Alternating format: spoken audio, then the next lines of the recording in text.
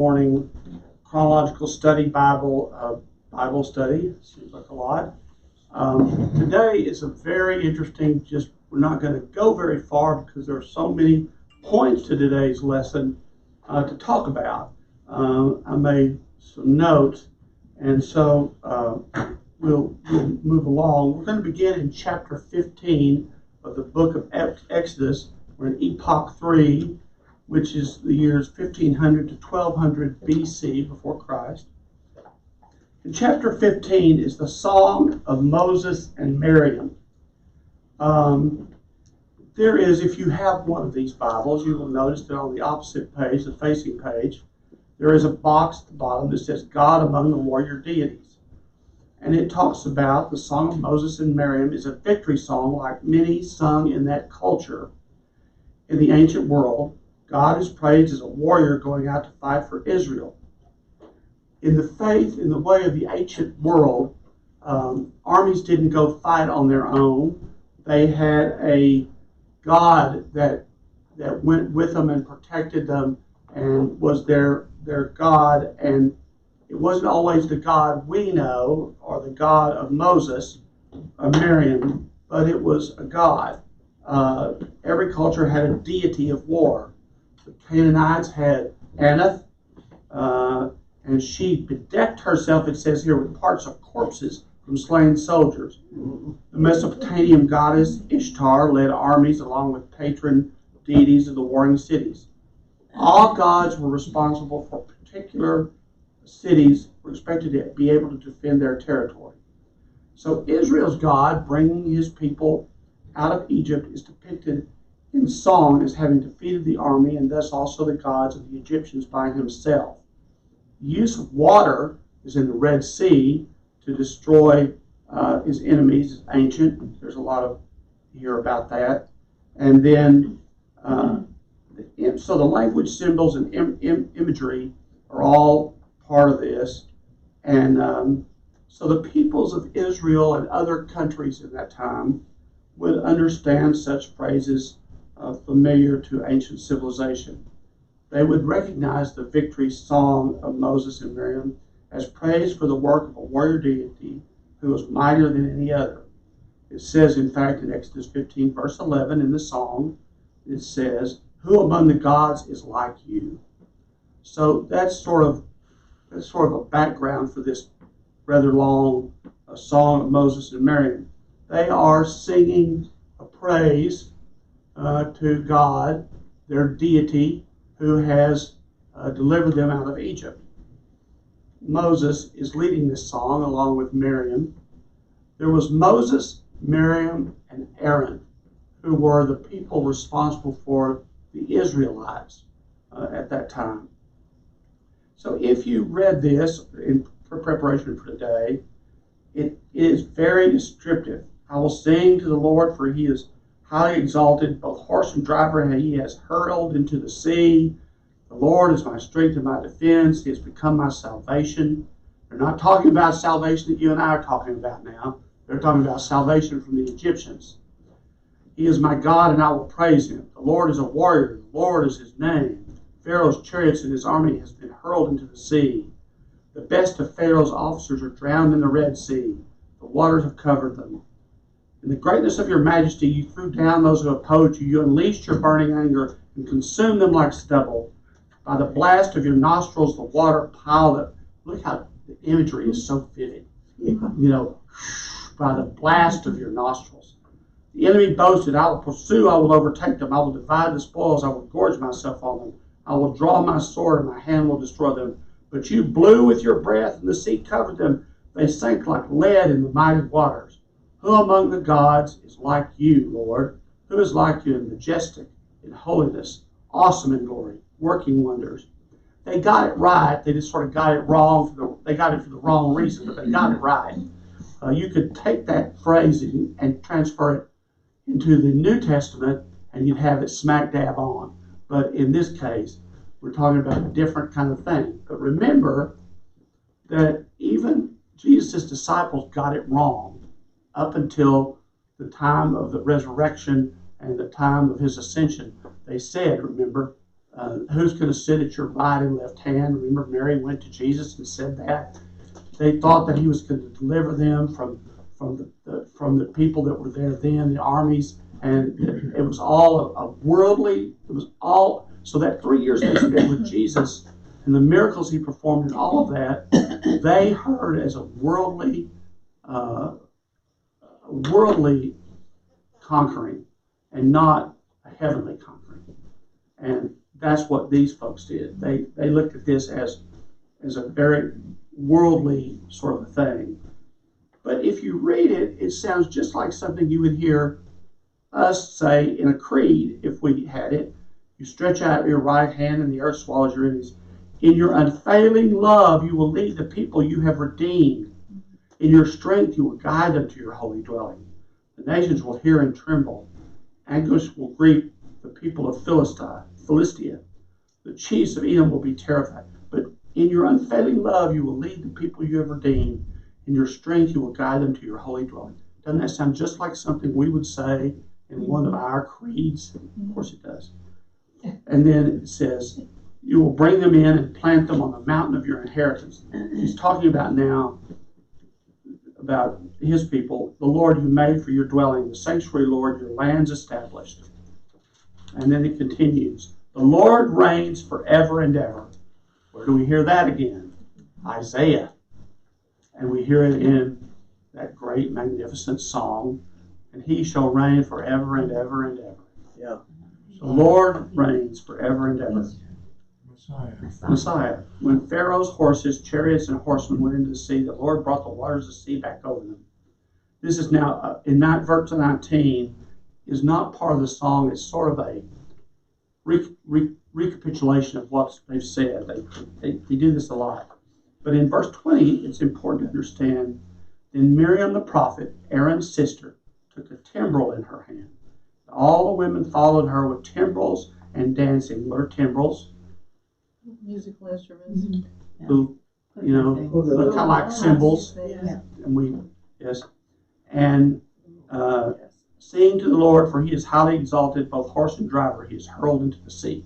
They were sort of bloodthirsty, weren't they? But I guess if you had been chased like they had and had all those 10 things happen and all that stuff, you'd be pretty bloodthirsty too. You'd be glad to see that they got theirs. I'm not saying that it's right. I'm just saying that's the world in which they lived.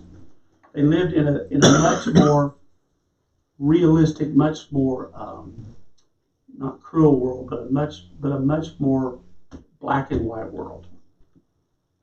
So then it's the waters of Marah and Elam. So Moses led Israel from the Red Sea, and they went to the desert of Shur. For 3 days they traveled in the desert without finding water. When they came to Marah, they could not drink its water because it was bitter. That's why that was the name. So the people grumbled. Here we go. Now we're going to have a series of these phrases. The people grumbled against Moses, saying, what are we to drink? And Moses cried out to the Lord. They grumbled at Moses. Moses cries out to the Lord. And the Lord showed him a piece of wood. He drew it into the water, and the water became fit to drink. Then the Lord issued a ruling and instruction for them and put them to the test. He said, if you listen carefully to the Lord your God and do what is right in his eyes, if you will pay attention to his commandments and keep all his decrees, I will not bring on you any of the diseases I brought on the Egyptians, for I am the Lord who heals you. And then they came to Elam, where there were 12 springs and 70 palm trees, and they camped there near the water. So this little phrase about what God says to them, isn't that what he's saying to us now? He's saying to us, if you listen carefully to the Lord your God and do what is right in his eyes, if you pay attention to his commands and keep all his decrees, I will not bring on you any of the diseases. Now, he doesn't say that to us, but he says, follow my commands. We'll get to Moses and the 10 Commandments here in a little bit, but follow my commands. Do as I ask you. Follow me, and you will be saved. So then we come to chapter 16. There's one question I want to go back and ask you.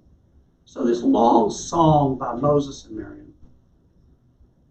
I wrote a note here about what about paying tribute to God for victory in war?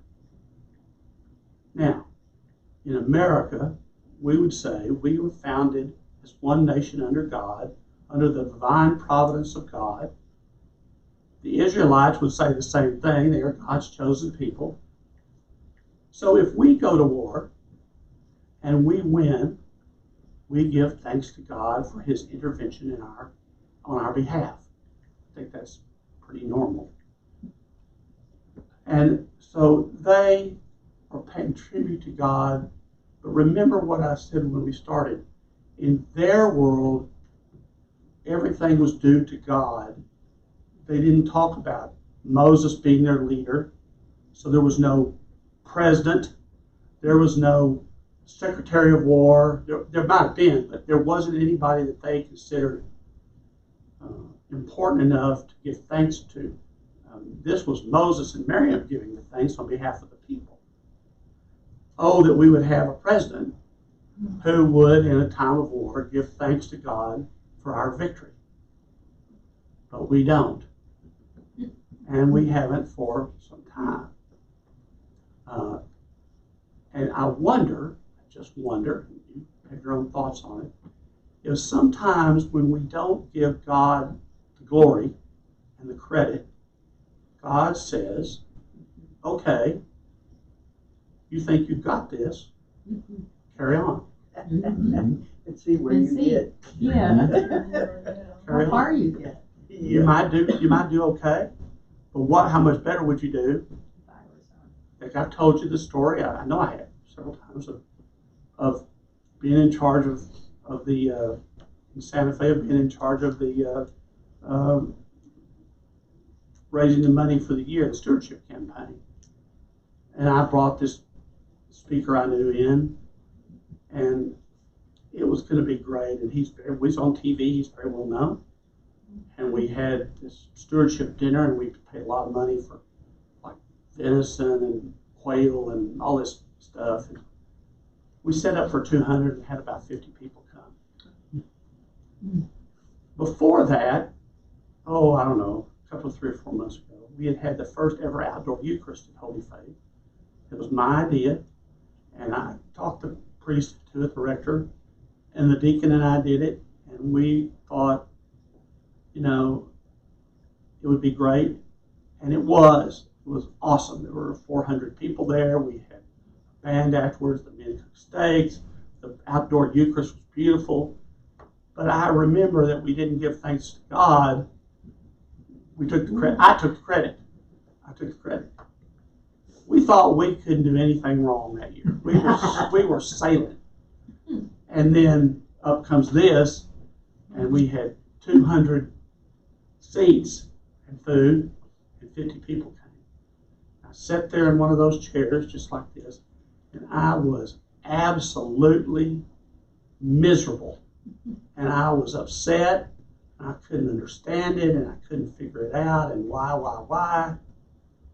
And somehow, I'm not going to say God spoke to me, but somehow in the middle of this guy's deal, he said, I realized, I thought,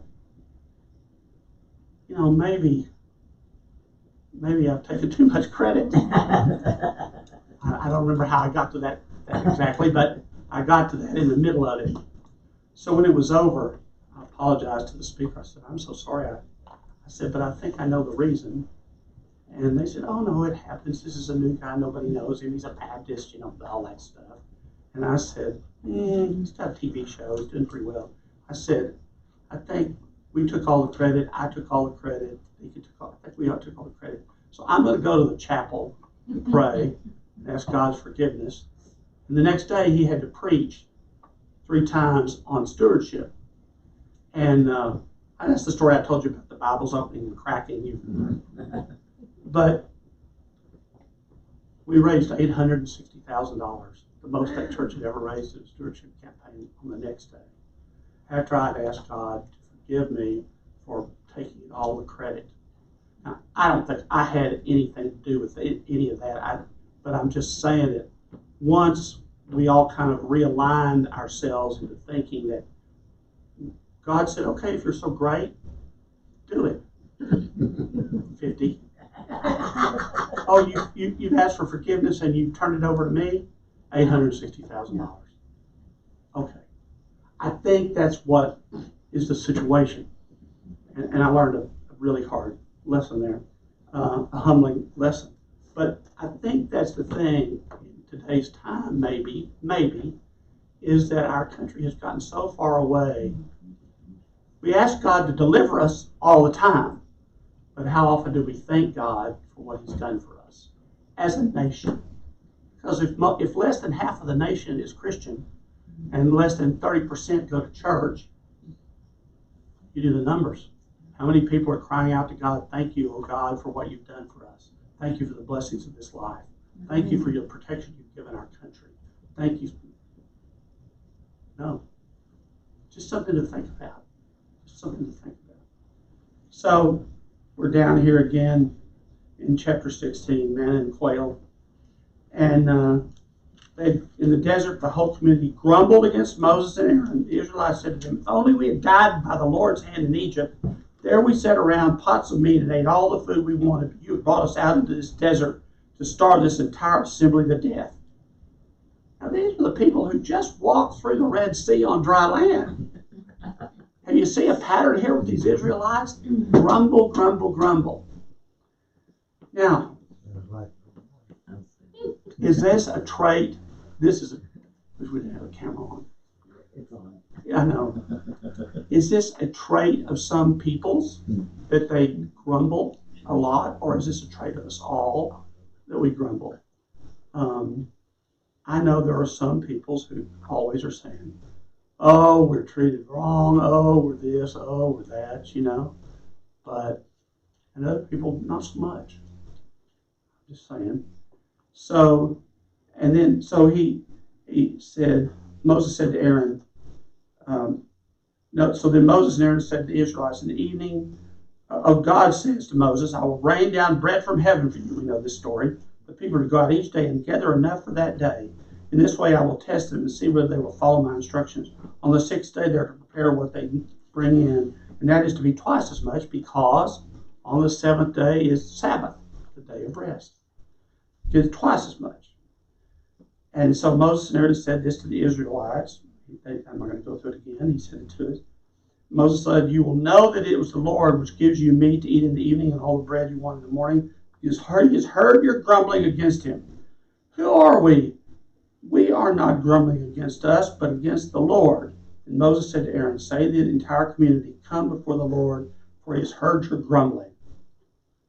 I mean, this is like a heavy dose of this. While Aaron was speaking to the whole Israelite community, they looked toward the desert, and there was the glory of the Lord appearing in the cloud. The Lord said to Moses, I have heard the grumbling of the Israelites. Tell them, at twilight you will eat meat, and in the morning you will be filled with bread, then you will know that I am the Lord your God. That evening quail came and covered the camp, and in the morning there was a layer of dew. When the dew was gone, thin flakes like frost were on the ground and appeared on the desert floor. When the Israelites saw it, they said to each other, what is it? For they didn't know what it was. Moses said to them, it is the bread the Lord has given you to eat. This is what the Lord has commanded. Take twice as much. And it says, and when they met, and the Israelites did what they were told. Some gathered much and some gathered little, but at the end of the day, they all had the same amount, it says. Magically, they all had the same amount. And they talked about each gathered, let's see, what did this say here? An omer, which is 3 pounds, about approximately. And the Israelites did what they were told. Everyone had as much as they were needed. No one is to keep any of it until morning. However, some of them paid no attention to Moses. They kept part of it until morning, but it was full of maggots and began to smell, and Moses was angry with them. Each morning, everyone gathered as much as they needed, and when the sun grew hot, it melted away. On the sixth day, they gathered twice as much, 2 omers for each person. The leaders of the community came and reported this to Moses. He said to them, this is what the Lord commanded. Tomorrow is to be a day of Sabbath rest, a holy Sabbath to the Lord. So bake what you want to bake and boil what you want to boil, Save whatever is left and keep it until morning. And then they said, eat it today, because today is the Sabbath of the Lord. You will not find any of it on the ground today. 6 days you are to gather it, but on the seventh day, the Sabbath, there will not be any. Nevertheless, some of the people went out on the seventh day to gather it, but they found none. Then the Lord said to Moses, how long will you refuse to keep my commands and my instructions? Bear in mind that the Lord has given you the Sabbath. That is why on the sixth day he gives you bread for 2 days.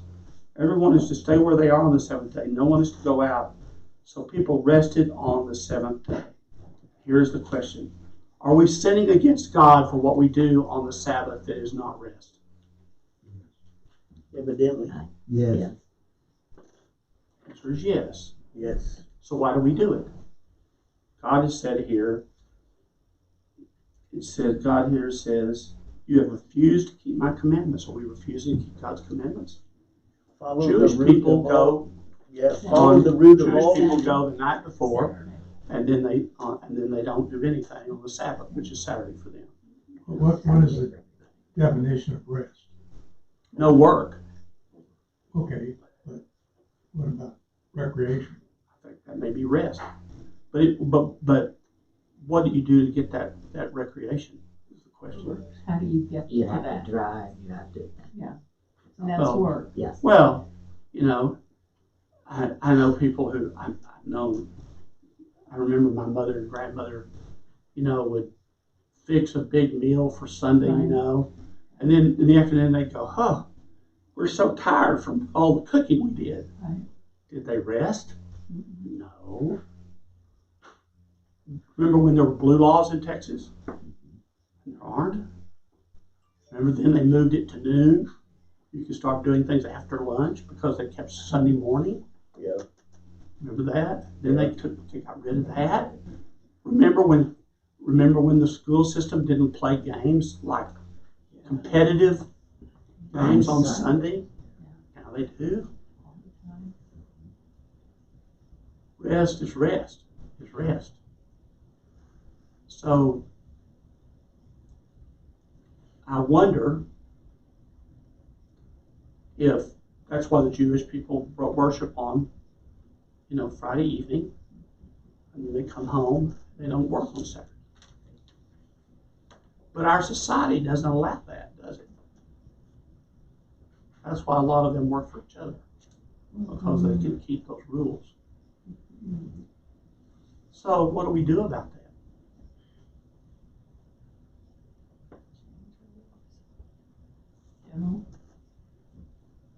You should refrain from taking part in it. We should.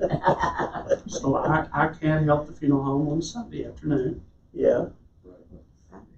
Yep. or Sunday. Yep. We should have church on Saturday evening. Yep. A lot of churches do now. They usually do it because they have I enough didn't because they say have enough that. they have enough people to go I know. actually to do that. You have to have it after 6 o'clock.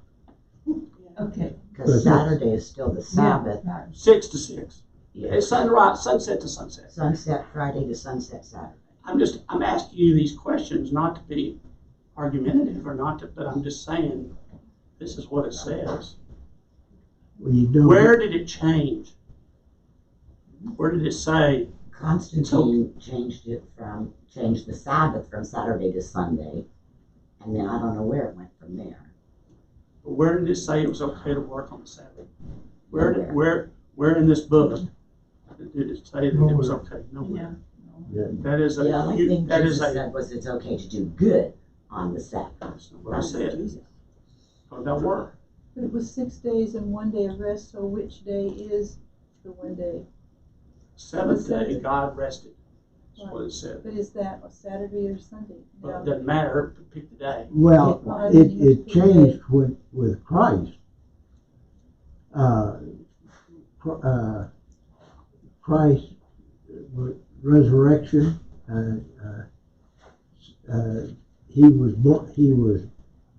It was always done on the Sabbath day. He was put in the tomb on Friday, and he was resurrected on the Sabbath, On Sunday.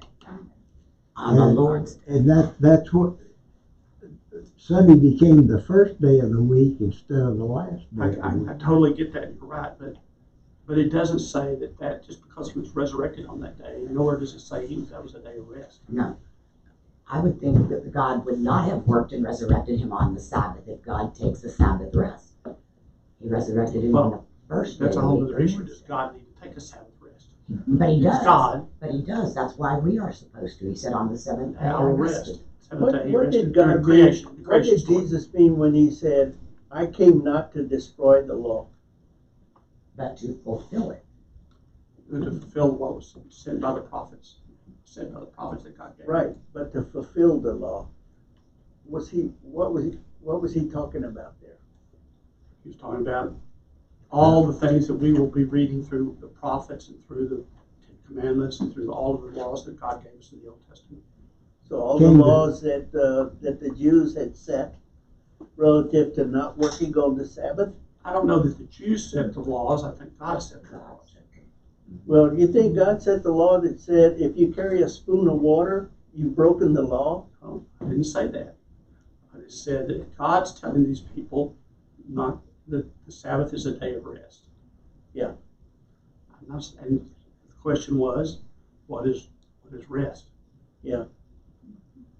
But I think we have common sense to know Not- that our country has taken Sunday from being, everybody in the 50s was off on Sundays almost, except hospitals and what they would call essential people. And they've changed that to then the blue law of noon Sunday, so people would have a chance to go to church when we were still a God-fearing country. Yeah. Then they did away with blue laws. Yeah. And now anything goes. And then all sports took over. So Sunday. are we flying in the face of what God intended? Yes. Yes, we are. Yes, we are. Yes, we are. Well, when you take God out of civilization, you have darkness, and the darkness is prevailing at this time. No question about it. So my question is, where I'm going with this is, so what do we do about this? If we know this and we agree with this and we say that that's what it is, then what is the, are you supposed to work in your yard on the Sabbath? I'm not asking you what you do. I'm asking you what you're supposed to be doing. Yeah. I'm just picking you because I know. I'm supposed to be sitting there watching a football game. But they're not supposed to be playing. That's it. Got it right there. But you're enabling people to break God's law by watching them pay to play. Yeah. Shame. So I watch a blank screen. You're supposed to read your Bible. You're supposed to read your Bible. I'm just saying. I don't think that it says that either. Yeah. It just says you're not supposed to work on the Sabbath. Sabbath is a day of rest. Okay, but what is rest? Well, I think no, better than that. What is work? Yeah, that's the question. Yeah, but working in the garden for me is rest. Yeah. that's only you can answer that. I know. There's no rule And that that's says what. between you and There's God. there's no definition of it. Right. I mean, Well, there's if you do it The Lord 6 says don't days work in a the row. field. Well, whatever you do, Don't. Don't do that. it on the Sabbath. do it on the the it's pretty, The Israelite leaders tried to define what work was by all the laws that they had written relative to it. the They Pharisees tried to define got it. angry because couldn't get the ox out of there. Couldn't get the ox out of the Out of the ditch. ditch. Yeah. But we know how Christ felt Couldn't about the tote water. Pharisees. Yeah. So we won't go Well, there. So we're not the only ones that ever struggled with this. Y'all are taking it too personal, I think. I'm just saying, If you're feeling guilty, We're in the sport. Yeah. I'm just saying that this brings all this up because we have the command right here. We have the precursor to it, which says on the seventh day I'll rest, and then we have the command. And then here we are 3,000 plus years later, almost 4, and we've abandoned it basically in totality. Yeah. Well, that goes for a lot of the Ten Commandments. I'm not saying that. Yeah, I'm addressing what our We're not Sunday school talking lesson is about It's today. not the only Ten Commandment we I'm not arguing with you about that. I'm addressing this came up in the Sunday school lesson. I'm just saying, here it is. So then the question is, well, what do we do about it? And, it's hard to discern what that is because we are still trying to argue with each other and ourselves most about what is truly rest. What is truly rest? So then they talk about manna and they talk about all of that. So in another Bible I have, there were some things that were interesting I found. There is no documentation in Egyptian documents for the parting of the Red Sea. In their documents, remember what I said, there is nothing in the Egyptian documents about parting of the Red Sea. They've never found anything. Well, Never talk about the losses. Well, selective memory. Yeah. Yep. The loss of And, the entire army And the Pharaoh. Huh? And the and the Pharaoh. Pharaoh. And then it's interesting, it says in Song of Miriam and Moses, in the 6th verse, your right hand, Lord, was majestic in power. Why was it God's right hand? That's the hand Jesus. That's right. That's right. Without the Bible, the right hand presents authority. Ultimately, God's right hand becomes the seat occupied by the Messiah, Jesus. That's exactly right. Did Israelites believe in the existence of other gods, not just their God, but in the gods of the other people that they were at war with, or that they? Yes. Yeah, they did. Sure, of course they did. Because they haven't believed in God the way we believe in God. That hadn't come yet. So they think of God as a deity, as a power, as a protector, as a warrior God. They even said it in the song. Yeah. So, but they believe in other ones. And then also, was manna enough, or did they also need vegetables and fruits and protein? Well, they needed quail. Yeah, they got the quail for the protein. But God gave them what He gave them and made it enough to satisfy them. He would have given them something else if He'd have thought they needed it. We just have to understand. Again, it's like the first sentence. God tells us in the Bible what He wants us to know, and if He didn't, we don't need to know that sort of situation. And then it's an interesting question. Why did in 16 verse 3 it says, the Israelites said to them, if only we had died by the Lord's hand in Egypt. There we sat around with pots of meat and ate all the food we wanted, but you have brought us out into the desert to starve this entire assembly. Why did the Israelites distort the facts? Rather than trusting God in the face of adversity, they imagined that Moses was the source of the problem in difficult times. It's easy to remember the good old days. We tend to do that. We tend to shoot them. Remember the question, don't shoot the messenger? They shot the messenger. They shot Moses. Why did you bring us out here when we could have had what we wanted where we were? The grass and the greener side. And it says, it's also easy to unjustly blame people in leadership for a community's problem. They didn't follow God's rules. But they don't blame themselves. They blame Moses. We do the same thing. And we do the same thing. And they've done that over and over in all the New Testament, all the Old Testament that we've read so far. They've always questioned the leader. Always questioned the leader. And then they do this. And then it says, why did God repeatedly test the Israelites? He'd already proved over and over and over that He would take care of them, that He would save them. Why did they keep doing that? It should have been progressively easier for the Israelites to trust God the more and more and more He did for them. Makes sense?